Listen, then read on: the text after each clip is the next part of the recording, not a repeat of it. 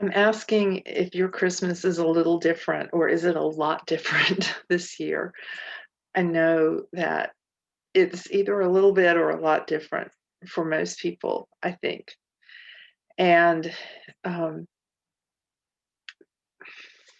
I want to think about the behavior of people last year at this time because last night I went into a store that is supposed to be a healthy store. And I've gone into the store. It's not in Pueblo, it's in a larger city. And things are really tougher in larger cities. If you haven't done any investigation into smart cities and smart meters and the connection to the Internet of Things and that kind of thing, I would suggest that you do that. Um, so, anyway, I went last night and I was threatened.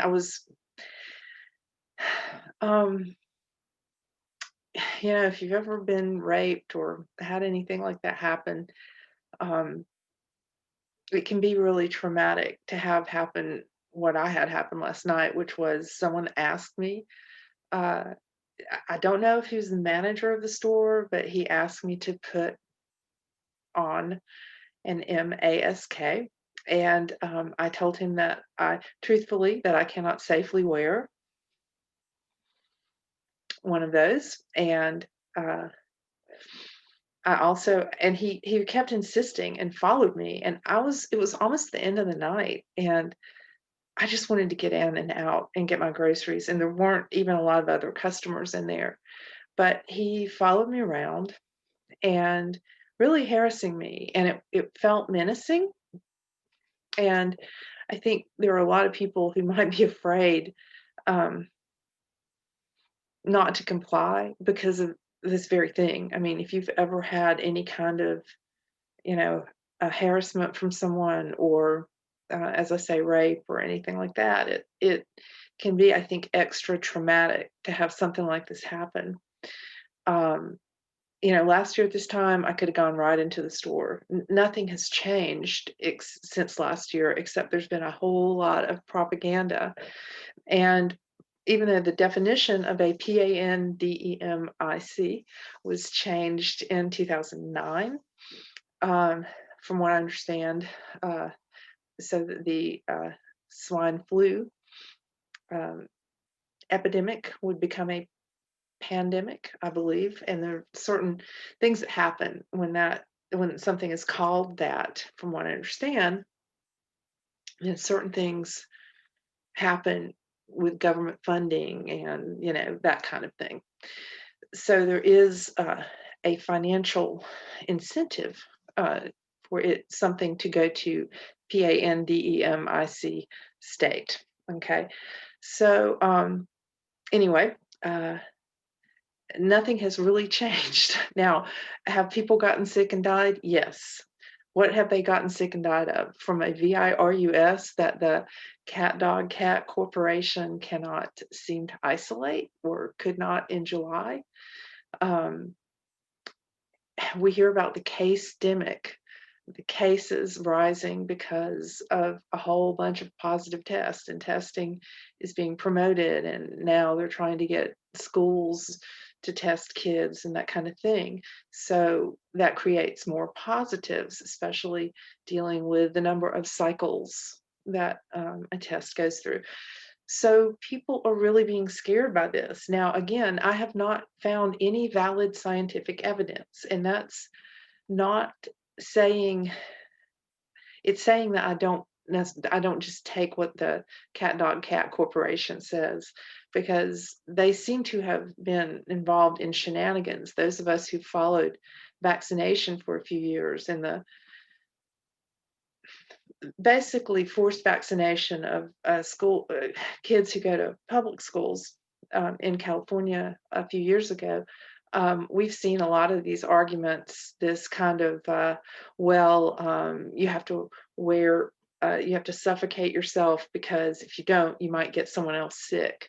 That was akin to the argument of you have to vaccinate yourself because you might get someone else sick, even though from again the valid scientific evidence for that is really lacking. Okay, And if you can prove me wrong on that, please do. Um, and I don't mean by a cat, dog, cat corporation. And I say that to try to keep these videos on. I don't mean by one of their studies, hastily put together scientific studies. Um, Although, and or computer modeling. There's not a lot of good that comes out of computer modeling. You can ask Neil Ferguson about that from the Imperial College of London. Who was really, really wrong with this thing, but certainly managed to get people locked down and under house arrest last March. So anyway, I'm there last night and I'm being followed and I'm being harassed and I'm trying to get food for my family and my family's waiting in the car. And he followed me even up and bagged my groceries and kept threatening to call the police and said, "This is private property." And I said, "Yes, but it's a public accommodation. You're supposed to serve everyone. And because of the Civil Rights Act of 1964, you're supposed to serve people who have a religious exemption, which I do, especially now, to these face coverings. And so not only are they unsafe, but they are also now very much against my religion, and I'll tell you why. I went to a church last Sunday, and it is a church that I grew up in, or right around Pueblo. And they didn't require suffocation devices the whole time. And when, in fact, when we went in, it looked like not many people had them on, or but there was a real ritual about putting them on before you stand up. And someone suggested, and I've read some stuff about this, that masks are part of a pagan and satanic ritual, which sounds, kind of out there, but really more out there than the dining and outdoor restaurant rules. I mean, what is out there these days? But anyway,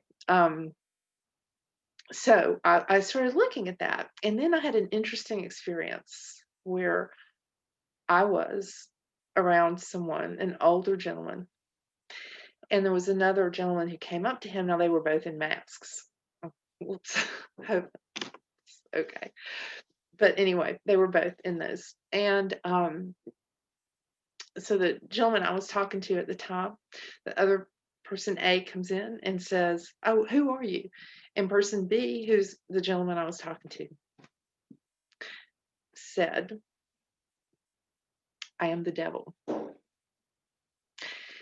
And he was in a church. And maybe I wouldn't have thought much about that. And the person B, the man that I was talking to initially, who said, "I'm the devil," he is probably a deacon in this church, outside this church where we all were. And maybe I would have kind of just thought, okay, that's, and this is a whole different level of relating to people, because we have to relate to people on a level where we don't know who they are. Okay.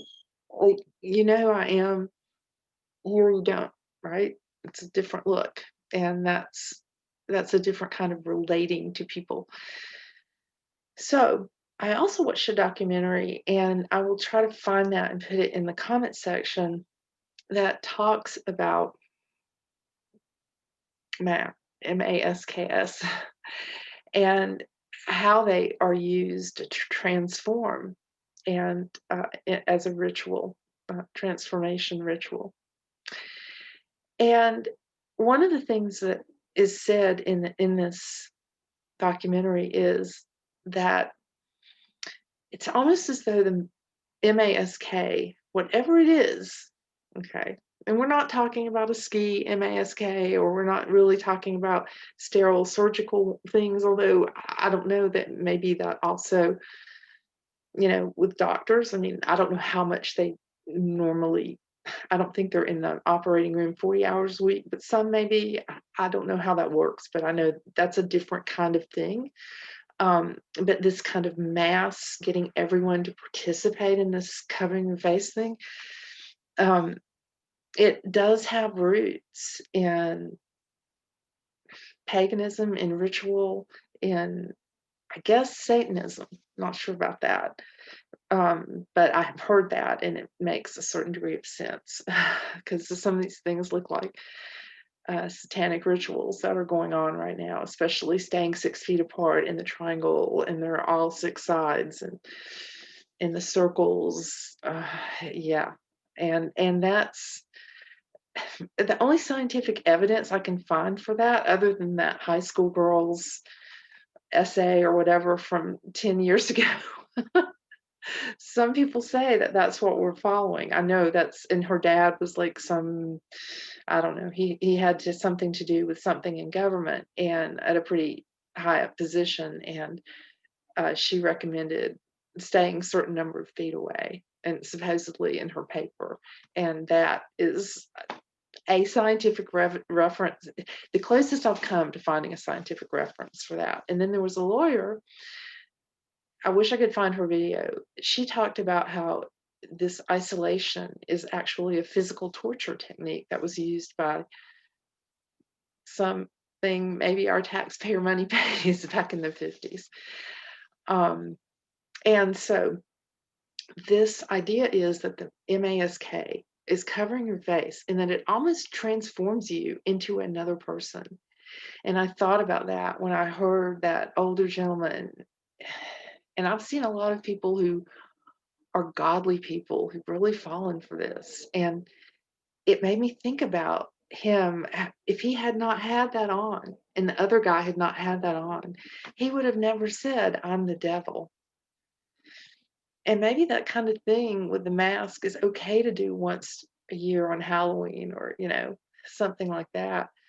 But we're being asked to do it all the time, and with no valid scientific evidence that I've seen that it helps in any way keep anybody from getting sick. In fact, the personal experience, well, it wasn't my personal experience per se, but with a friend's son who actually got a bacterial infection, seemingly uh, after he'd worn an mask all weekend when he wasn't used to wearing one. And it would depend on how clean that thing is. So no, I don't want to put my children in danger. I don't want to put me in danger. But because of that, I was asked to, threatened really the whole way trying to buy food last night. And I think that's setting people up. This manager was just really awful.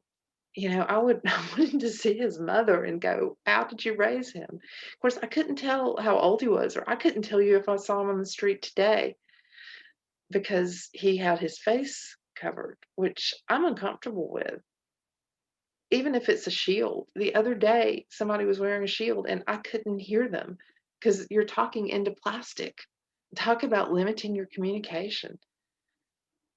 That's why we have to stop doing this. I mean, I used to think, and I still do, that it should be individual choice, but we are being led to this path. And why?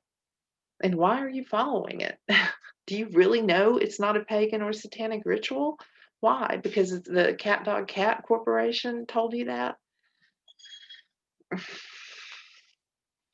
I was threatened. I was told that if I come back in there again and I'm not wearing a suffocation device, which infringes on my religious liberty, and the Civil Rights Act of 1964 says that you have to accept me just as they would have had to accept a Muslim who had a face covering on last year at this time in that same store. And if they had tried to refuse service and harassed that person, then they would have been sued. So that's where we are. And we have to stop this stuff. And I don't think we have a really long window of time to do it. And it's a shame that people aren't seeing what's going on. But I think about that older gentleman and how he said something that he would have never said. I mean, it was joking, yes, and he's a funny guy. I don't know him that well, but he seems pretty funny, and but that kind of joke in church or outside the church on the church grounds, I don't know. It just seemed strange to me. And then when I read about that an mask can actually change your personality, and it does change your personality, whether you understand it or not. Maybe I understand it, and that's why I don't wear one. But it's certainly my religious expression. And I hope we still have that freedom in this United States.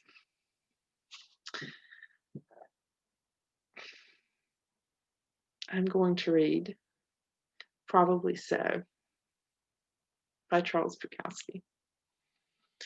Tonight, I have two spiders clinging to a crack in the wall, and there's one fly loose. A new woman lies on my bed in the next room reading the Herald Examiner. She has cooked, washed the dishes, and cleaned the tub. She has done a good job. I sit alone in here with the spiders and the fly. I hear her laugh at something in the newspaper. She seems happy. I don't see how those little spiders are ever going to get that fly. Everybody waits. Everything waits. Am I the only one who lives like this? That is probably so. He ended with a question, and maybe he answered with a title. Probably So by Charles Bukowski. If you are celebrating Christmas, as I am, whether or not Christ was actually born on this day or born on another day, and we're just celebrating this, the Spirit of Christ is he stood for the truth. And if we can all do that, and if we can all pray for the truth and pray for each other, it hurts my soul and it hurts my heart to see that young man who probably wasn't much older than my kids. It was hard to tell, but to see him harassing me and not having a problem with it. And I was hurting no one. I was an immediate threat to no one. In fact, he was an immediate threat to me. So we've got to keep fighting this fight because it's going to get worse. And the next thing will be probably a level of testing before you can get in to buy groceries, and a level of vaccine before you can get in to buy groceries. And from what we've read about it, there's no way. I hope. I mean, who knows? It seems like a lot of people are turning, a lot of people, and I don't know how that's happening. If it's just relentless propaganda. I don't listen to the television or the radio much, a little bit on the radio, but I don't know. I don't know how it's happening, but I'm noticing a change, and you might too. And maybe this is a good thing because maybe people are going to start waking up and resisting. I really hope so.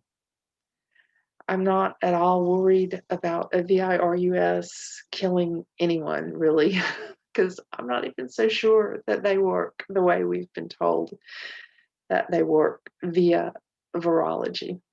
But even if they do, the destruction and the isolation and all these ridiculous and unscientific rules are killing us and killing our behavior. And I think about that young man and how he wouldn't have behaved that way a year ago. But now he is, because he's been asked to follow orders. And he does, even though at some level, I think he's got to know that what he's doing is wrong. Keeping a mom from buying food for her family is wrong. Because of her religious expression, which it is my religious expression. And I hope that you will begin to understand this and just pray about it, do some research. I cannot make up your mind for you, but And I'm not giving you anybody any advice about anything. I'm just telling you my experience, and I'm asking you to do your research. When I tell people that, a lot of times on Facebook, I notice that they get really angry, or they start calling me names, or they say, "Well, you need to post these links." Well, I've looked at the links, I've read the links, and chances are good I'm reading your Facebook post while I'm taking a break from washing dishes. So, no, I'm not going to do that research. There comes a point where you have to do it, and you have to come to your own conclusions. And it means turning off the television and the radio and really sitting down and listening, communing with God, and listening to what He has to say, and doing some research and looking into some views that you may be uncomfortable looking into, and looking maybe crazy to the people around you. Because if these people are participating in a ritual, then everything we know is turned around on its head, which would explain why that very wonderful Christian gentleman was saying that he was the devil on church grounds. It was uncomfortable.